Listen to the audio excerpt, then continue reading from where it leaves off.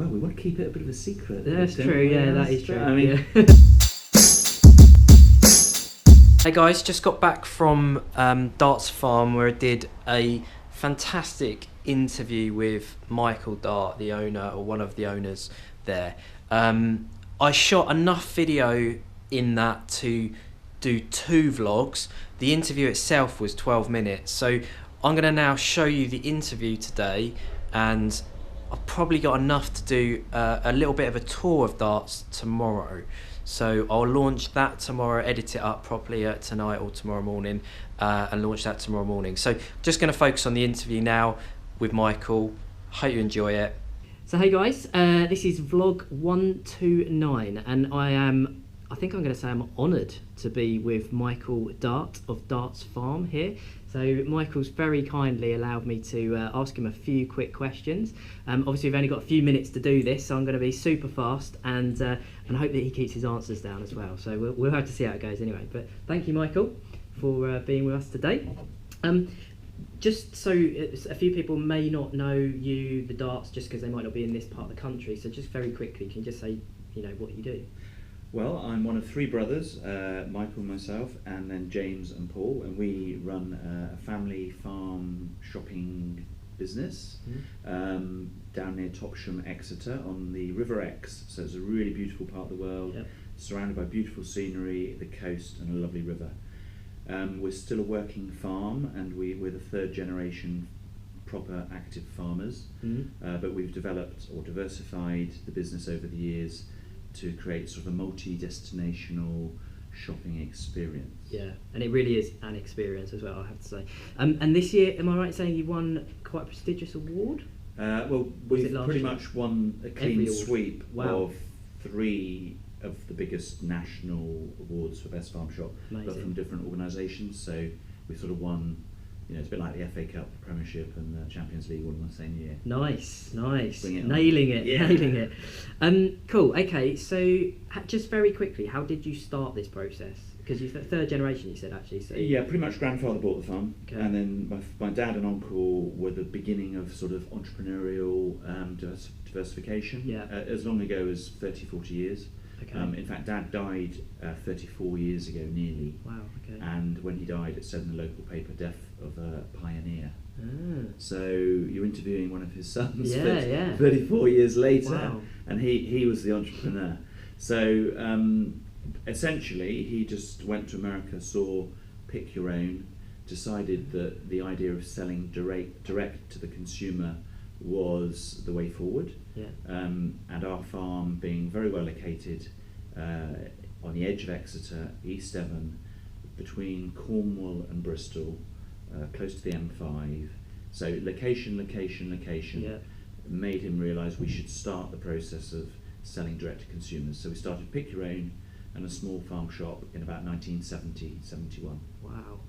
Cool. And I'm going to show some pictures of this place after as well, just so you get an idea of.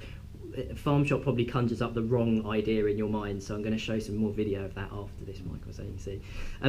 Okay, couple of quick questions then that are sort of along the entrepreneurial line. Keys to success? Vision. So it's a really strong vision, driven by gut, if I'm honest with you, gut instinct, just understanding where you think there is an opportunity and going for it, but going for it with a lot of hard work, a lot of passion, building a team. So we now have an amazing team. We employ up to about 150 staff directly, and then our tenant or sort of concession operators employ nearly the same again. So there are a lot of jobs here, and you couldn't run the business as it's growing without having an amazing team. And communicating that vision to everyone, is that difficult? You just need to remember to keep doing it, funnily enough, as people come and go in the team, which is part of it happens. We must remember that some people are joining the team, so constantly refreshing, reminding and recharging the batteries of the team. And I mean, that must be, looking after 150 staff must be incredibly difficult. So how do you stay motivated to keep doing stuff? Well, again, it's all broken down into the individual departments. Okay. So you've got essentially 3 directors who have different roles in the business, and then underneath us we have managers of every department, Yeah. and all the teams are sub-teams. So our restaurant team is Sweller's team, our farm shop team is Mark's team, our gift team is Richard's team, our office team is Julia's team. So each team, we just break it down into little small businesses, little small sections, and then they all run themselves. Yeah. And it's like having all these little plates spinning in the air on sticks. Yeah. Every now and again, you've just got to, one of the plates is going to fall off, so you've just got to keep it spinning. Yeah, nice. I like that analogy.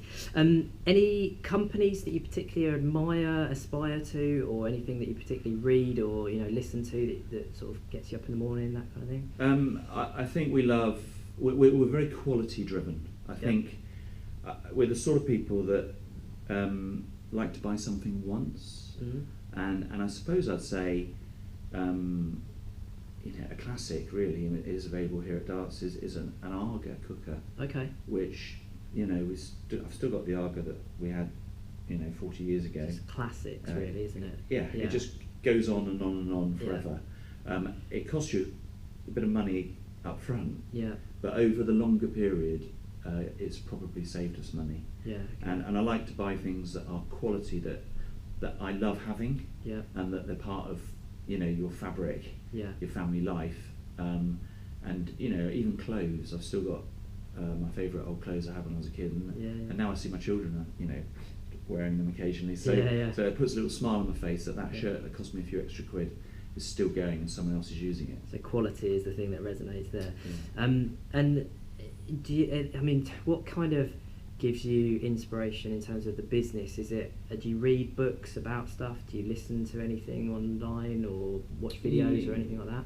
I probably do a bit of all of it. I mean, I like travelling, and my eyes, I'm never not working. So wherever we go, whether it's Cornwall or Somerset or Birmingham or France or Italy or America or New Zealand or Australia, always looking for what's everyone doing? What are the best ideas? Yeah. And I think Darts actually over the years has been an accumulation of pinching ideas of innovative people from actually all over the world. Yeah. I just sometimes see little things and think, we could do a bit of that with a bit of that. Yeah.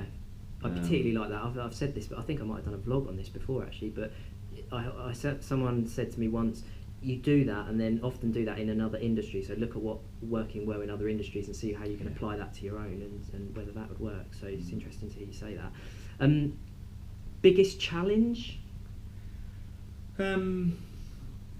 Biggest challenge? Well, we've sort of achieved our main initial goals. Good, yeah.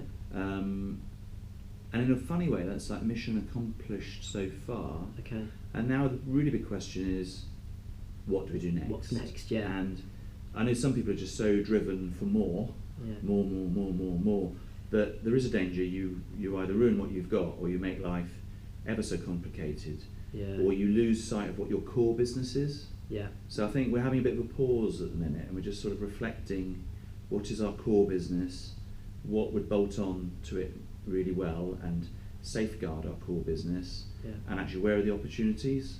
And I'm very aware we're living in a world now that is very fast changing, very dynamic, and a business that may be safe and secure today may well not be in as little as 5 or 10 years time. A lot of disruption going on. Yeah, and whether it's online shopping or virtual experiences where you actually don't need to go anywhere, but you have it.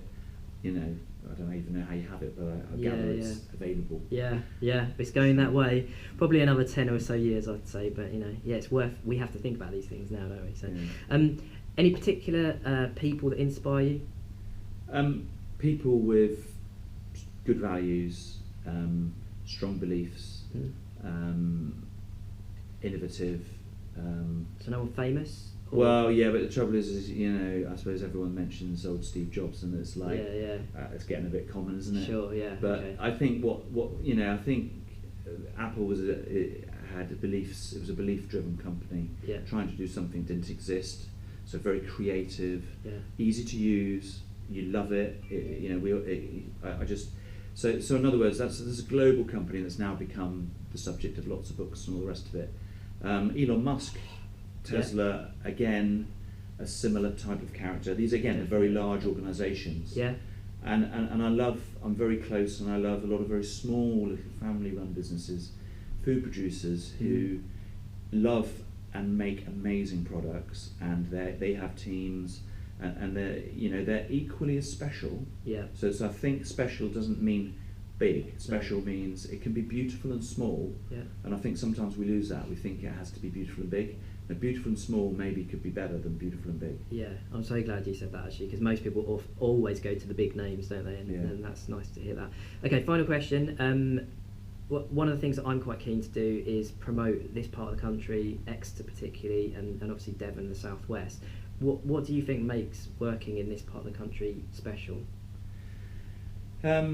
Well, having just driven to Birmingham yesterday up the M5, M6, Yep, with my whole family, yeah, the whole conversation stuck in the traffic all the way back was, my goodness, don't we live in a beautiful part of the world, and how, would you really want to live here?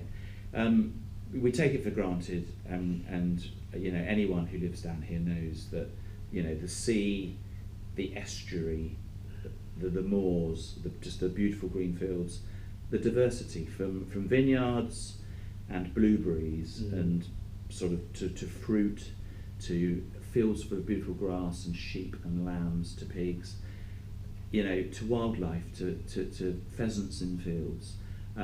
We pretty much have everything within 5 or 10 miles. It's not even a day's drive. It's like literally, you wake up in the morning, look out your window and think, is it a day today? It's either a day to go to work, or it's a day to what should we do? Beach, or as you say, more. And we're not actually as backward as people think either, are we? No, I think the people that, we want to keep it a bit of a secret. That's true. Yeah, that is true. I mean, we don't want maybe we don't want to be overrun with newcomers there. No, I think this part of the world now it is arguably leading the way in a lot of areas. Yeah. So it's really great. We have what we've always had, but people like the Met Office coming in, which knowledge-based, high levels of investment. Yeah. Great university. We've got great schools, and a lot of knowledge-based. With the internet now and super fast broadband, and the rail links, the air links. To be honest, all roads lead to Exeter, don't they? Yeah, absolutely. That's certainly what I think and what I promote as much as I can. So thank you so much. That's been amazing. We've gone until 12 minutes, guys, which is way longer than anything I've ever done before, and I hope that you've been interested in that. I know I have. So thanks again to Mike, and I'll see you next time.